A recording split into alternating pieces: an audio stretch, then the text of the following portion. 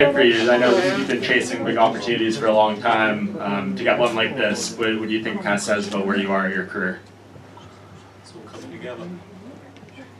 Yeah, I mean, like when Dan decided to come back to 45, I know he kind of announced it ahead of time. Was that something that you had reached out about, maybe inquiring about him as an opponent, or did they just come to you with him?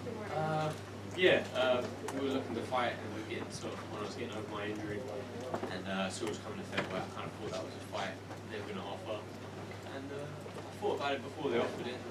Yeah, if they do offer it, I'm happy with that. It's a big name.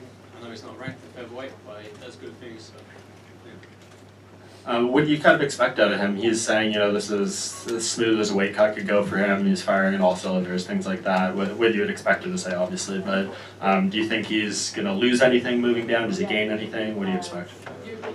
Yeah, I'm pretty sure he's going to lose some stuff coming down. You know, it's what a weight cut does. And if you're going to do a bigger weight cut than you usually do, it's going to make bigger effects on your body. So, yeah, definitely.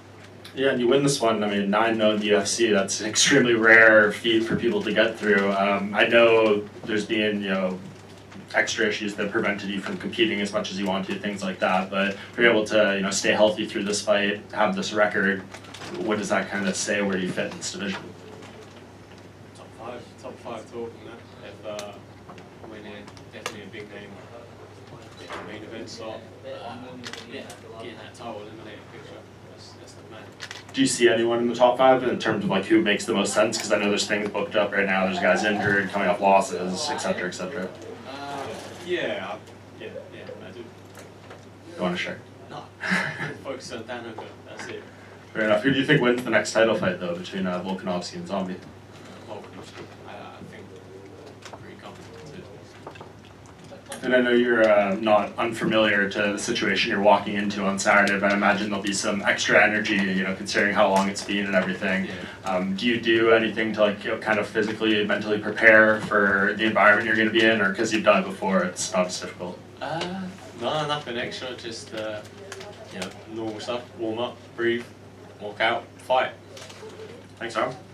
You're no stranger to London cars, Arnie, but this one feels, it's very big, it's very important, and I think you're at the forefront of the fan base's consciousness as well. You've done a great job of, you know, the retweets, the sandwiches, everything like that. It's really taken your fan base to a new level. Does that change the dynamic of it when you're leading into fights like these, when there is more attention, when it's not flying under the radar, it's very much at the forefront of the card?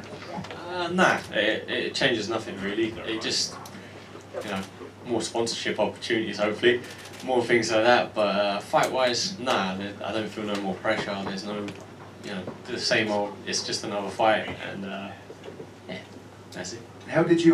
Was it beneficial for you to be training in Renegade? Obviously Joy Herbert as well on the card from Renegade. Obviously Leon there as well.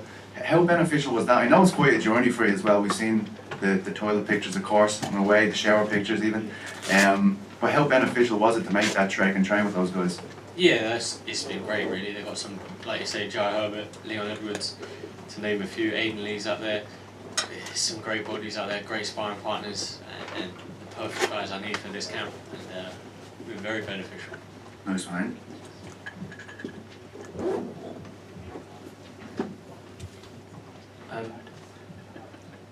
Hey Arnold, at the bottom. How you doing, bro? Good mate. Yourself? Yeah, I'm doing great, man. Do you recognise this as your big moment? I know we know how good you are, but this is inevitably going to be a massive thing for you. If you can beat Dan Hooker, you're facing the top 5, and then you're getting a title shot. Do you recognise this moment as being a huge one? Yeah, definitely. You know, it's the one that's going to put my name out there. It's going to solidify my position. You know, it's the one. And also, for those people who've been following you in the last few months, you've been talking a lot about truck stop showers. So I just want to say, like, you've come a long way from truck stop showers to showers at the Hilton this week. Just let us know how much better it is.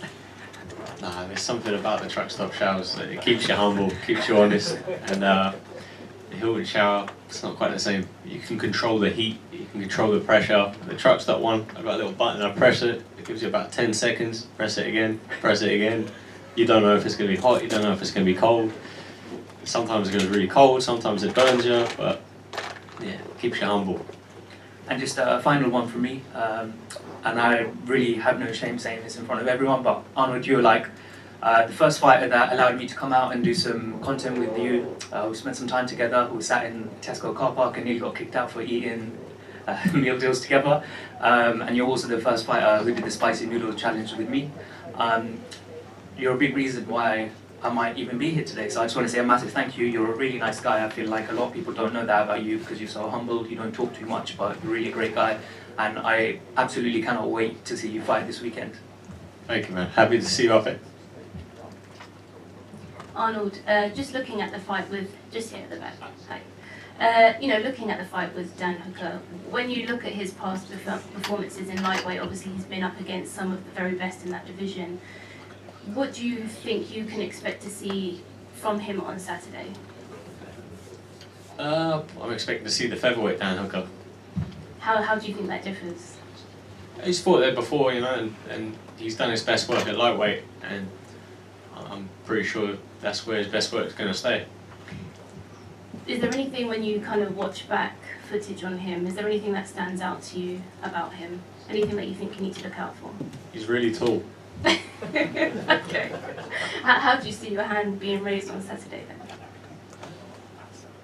Me just sort of, being less tall and using that height advantage, disadvantage to my advantage.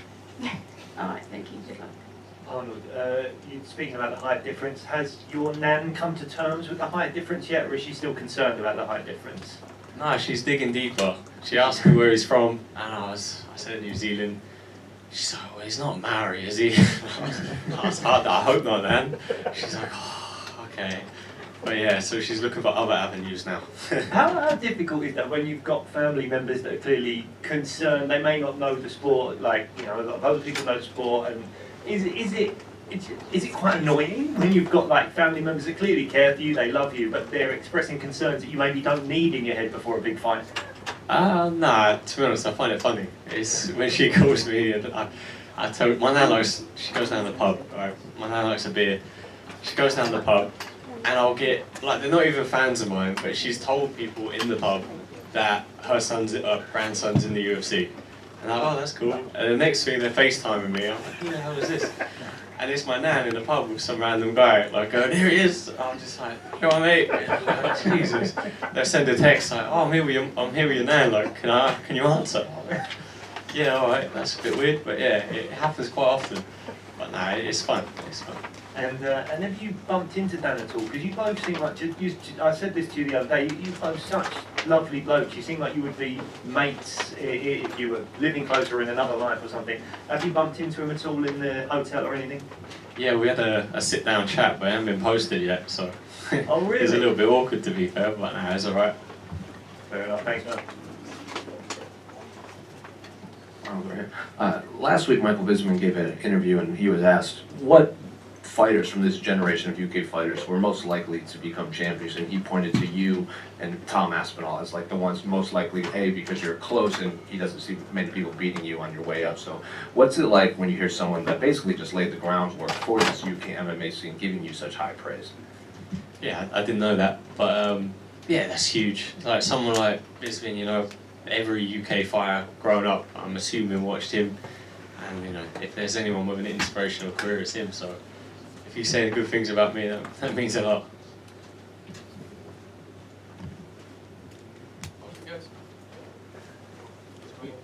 Thank you.